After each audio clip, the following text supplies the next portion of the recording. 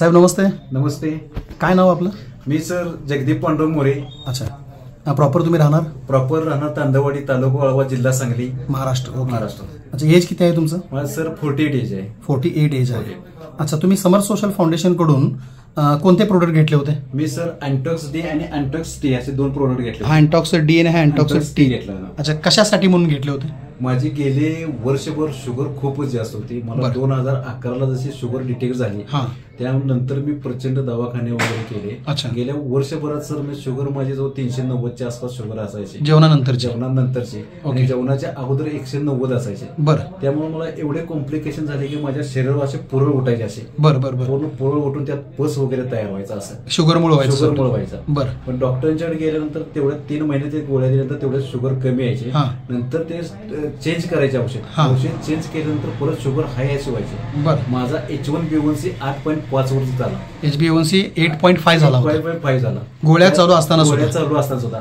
म्हणजे गोळ्या चालू आहेत तरी शुगर नॉर्मल पण यायला तयार नाही. कॉम्प्लिकेशन्स पण वाढतच चालले आणि HbA1c पण वाढतच होता. गेल्या 12 वर्षामध्ये मला शुगर आहे. शुगरच्या गोळ्या खाऊन सुद्धा शुगर कधीच कमी माझी आली नाही. ओके. आता गेल्या वर्षभरात शुगरमुळे होणारे इफेक्ट म्हणजे माझी स्किन ड्राय पडायला. बरोबर. स्किन ड्राय पडायला लागल्यानंतर माझ्या अंगावर असे पुरळ उठायला लागले आणि त्या पुरळमध्ये पस तयार व्हायला लागला. आणि त्याचे कॉम्प्लिकेशन एवढे वाढायला लागले की डॉक्टरांचे स्किनचे डॉक्टर झाले, कोल्हापूरचे चांगले टॉपचे, MD मेडिसिन झाले, यांच्यातून काही कमी आलं नाही. पण तुमच्या माध्यमातून मला मुजावर सरांनी एक मला लिंक पाठवली आणि ते व्हिडिओ बघितले आणि शेवटचा प्रयत्न करायचा म्हणून मी तुमच्या संस्थेकडे आलो.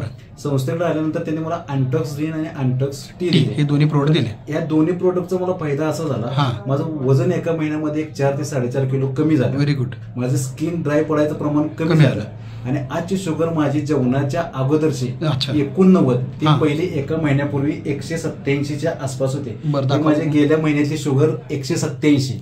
ओके. घरी ग्लुकोमीटरवर घरी 1 महिन्यापूर्वी 187. त्यानंतर जस्ट मी आज सकाळी शुगर चेक केले, हे माझे 98 शुगर आलेले आहे. व्हेरी गुड, अभिनंदन. त्यानंतर जवळपास 50% आणि नॉर्मल रेंजवर आलाय. नॉर्मल रेंजवर. पण सगळ्यात आनंद की माझ्या ॲलोपॅथिक गोळ्या जी सकाळी 3, दुपारी जेवणाच्या अगोदर 1 आणि संध्याकाळी 3 होत्या.